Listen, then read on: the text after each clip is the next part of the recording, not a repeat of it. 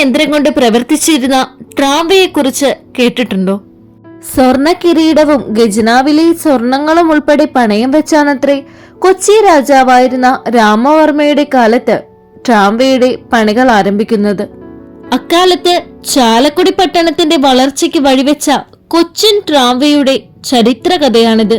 ചാലക്കുടിയിലേക്ക് ആളുകളുടെ കുടിയേറ്റം ഉണ്ടായത് പോലും ട്രാംവേയുമായി ബന്ധപ്പെട്ട കച്ചവടങ്ങൾക്ക് വേണ്ടിയായിരുന്നു. അങ്ങനെ ചാലക്കുടി കൊച്ചി രാജ്യത്തിന്റെ ഖജനാവായി മാറി. ഇനി ട്രാംവേയുടെ ചരിത്രത്തിലേക്ക്. കൊച്ചി രാജ്യത്തിന്റെ ഭാഗമായിരുന്ന ചാലക്കുടിയുടെ കിഴക്കൻ മലകളിൽ നിന്നും തടികൾ വെട്ടിയിറക്കി പുറത്തേക്ക് കൊണ്ടുപോകാൻ നടപ്പാക്കിയതാണ് കൊച്ചിൻ ട്രാംവേ. കൊച്ചി രാജ്യത്ത് തടികളല്ലാതെ മറ്റു വിഭവങ്ങളൊന്നും അക്കാലത്ത് ഉണ്ടായിരുന്നില്ല. കൊച്ചി രാജ്യത്തെ സാമ്പത്തിക ഭദ്രത ഉറപ്പിക്കാനായാണ് കൊച്ചി രാജാവായ രാമവർമ്മ 15 എന്ന രാജകൃഷി ട്രാംവേ വിഭാവനം ചെയ്തത്. ട്രാംവേ ആരംഭിക്കാനുള്ള സഹായം ബ്രിട്ടീഷുകാരോട് ചോദിച്ചെങ്കിലും കൊച്ചി രാജാവിന് സഹായം ലഭിച്ചില്ല. പണമുണ്ടെങ്കിൽ ട്രാംവേ നടപ്പിലാക്കിക്കൊള്ളൂ എന്നാണ് രാജാവിന് ലഭിച്ച മറുപടി. തുടർന്നാണ് ജർമ്മൻ സാങ്കേതിക വിദ്യയുടെ സഹായത്തോടെ കൊച്ചി രാജാവ് ട്രാംവേക്ക് തുടക്കമിട്ടത്. ഖജനാവിലെ സ്വർണങ്ങളും രാജാവിന്റെ സ്വർണ്ണ കിരീടവും അടക്കം പണയം വെച്ച് കൊച്ചി രാജാവ് ട്രാംവേക്ക് വേണ്ട പണവും സ്വരൂപിച്ചു. കൊച്ചി രാജ്യത്തെ ബജറ്റിൽ ട്രാംവേക്കായി 18 ലക്ഷം രൂപ അക്കാലത്ത് അദ്ദേഹം ചെലവിട്ടു. 1901 ആരംഭിച്ച ട്രാംവേയുടെ നിർമ്മാണം 1905 പൂർത്തീകരിച്ചു. ലോകത്തിലെ റെയിൽവേ സാങ്കേതിക ചരിത്രത്തിലെ മഹാത്ഭുതമായിരുന്ന ചാലക്കുടിയിലെ കൊച്ചിൻ ഫോറസ്റ്റ് ട്രാംവേയുടെ ചരിത്രശേഷിപ്പുകൾ ഇന്നും കാണാം. കാട്ടിലെ മരങ്ങൾ കയറ്റി ആവിയിലോടും തീവണ്ടി. മലയിൽ നിന്ന് മരം വെട്ടി പുറത്തെത്തിക്കാൻ അക്കാലത്ത് ചാലക്കുടി പുഴയല്ലാതെ മറ്റൊരു മാർഗവും ഉണ്ടായിരുന്നില്ല. ആനയെ കൊണ്ട് തടി വലിപ്പിച്ച് പുഴയിൽ ചാടിക്കും. തുടർന്ന് ചങ്ങാടമായി കെട്ടി കീഴോട്ടൊഴുക്കി തീരദേശ പട്ടണങ്ങളിലെ തടി ഡിപ്പോകളിൽ എത്തിക്കും. ഇതായിരുന്നു രീതി. ഇതിന് ബദൽ മാർഗമായാണ് കൊച്ചി രാജാവായിരുന്ന രാമവർമ്മയുടെ കാലത്ത് 1896 ആവിയന്ത്രം കൊണ്ട് പ്രവർത്തിക്കുന്ന ട്രാംവേയുടെ പണികൾ ആരംഭിക്കുന്നതിനായുള്ള ആലോചനകൾ തുടങ്ങുന്നത്. 1901 സർവേ ആരംഭിച്ചു. RV ഹാറ്റ്ഫീൽഡ് എന്ന എഞ്ചിനീയർ അതിന് നേതൃത്വവും നൽകി. ചാലക്കുടി മുതൽ പറമ്പിക്കുളം വരെ 52 മൈലായിരുന്നു ട്രാംവേയുടെ ദൂരം. പറമ്പിക്കുളം, കാരപ്പാറ, കണ്ണംകുഴി, ആനപ്പാണ്ടൻ എന്നിങ്ങനെ 4 തട്ടുകൾ തിരിച്ച് ഏറ്റവും ഉയർന്ന സ്ഥലത്ത് സ്ഥാപിച്ച ബ്രേക്ക് ഹൌസിലെ കൂറ്റൻ പൽചക്രങ്ങളുടെ ഇരുവശത്തുമുള്ള ഇരുമ്പുവടം ബോഗികളിൽ ഘടിപ്പിച്ച് ഒരു വാഗൺ ഇറങ്ങുമ്പോൾ മറ്റൊന്ന് മുകളിലേക്ക് ഉയരുന്ന ഇൻക്ലൈൻ സാങ്കേതിക വിദ്യയാണ് ഉപയോഗിച്ചിരുന്നത്.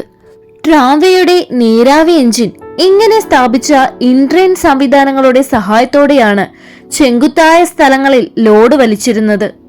ട്രാംവേ കടന്നു പോകുന്ന പല ഭാഗത്തും വർക്ക്ഷോപ്പുകൾ ഉണ്ടായിരുന്നു. ഇതിന്റെ കേന്ദ്ര വർക്ക്ഷോപ്പ് ചാലക്കുടിയിലായിരുന്നു. ചാലക്കുടിയിൽ നിന്ന് പറമ്പിക്കുളത്തേക്ക് ആദ്യമായി ടെലിഫോൺ സർവീസ് ആരംഭിച്ചതും ട്രാംവേയുടെ ഭാഗമായിട്ടായിരുന്നു. 1947 ശേഷം ട്രാംവേയുടെ പ്രവർത്തനങ്ങൾ മന്ദഗതിയിലായി തുടങ്ങി. 1963 ട്രാംവേ പൊളിച്ചുമാറ്റി. ട്രാംവേ പൊളിച്ചുമാറ്റിയത് യഥാർത്ഥത്തിൽ ദീർഘവീക്ഷണമില്ലാത്ത നടപടിയായിരുന്നു. ഏകദേശം ഇതേ കാലയളവിൽ സിംലയിൽ പണികഴിപ്പിച്ച ട്രാംവേ ടൂറിസം പ്രാധാന്യമുള്ള ഒരിടമായി ഇന്നും നിലനിൽപ്പുണ്ട്. ചാലക്കുടി ട്രാംവേ ഇന്നും നിലനിന്നിരുന്നെങ്കിൽ ആഗോള ശ്രദ്ധ ആകർഷിക്കുന്ന ഒരു ടൂറിസ്റ്റ് കേന്ദ്രമായി മാറുമായിരുന്നു. ഏറെ ചരിത്ര പ്രാധാന്യമുള്ള ട്രാംവേയുടെ അവശിഷ്ടങ്ങൾ ഇന്നും ഏറെ ഇടങ്ങളിലായി അവശേഷിക്കുന്നു. എറണാകുളത്ത് ഇന്നുള്ള വികസനത്തിന് വഴിതെളിച്ചത് ട്രാംവേയിൽ നിന്നുള്ള വരുമാനം കൊണ്ടാണ്. Cochin harbour, Shoranur, Cochin railway, Ernakulam city തുടങ്ങിയവയെല്ലാം ട്രാംവേയുടെ സംഭാവനകളാണ്.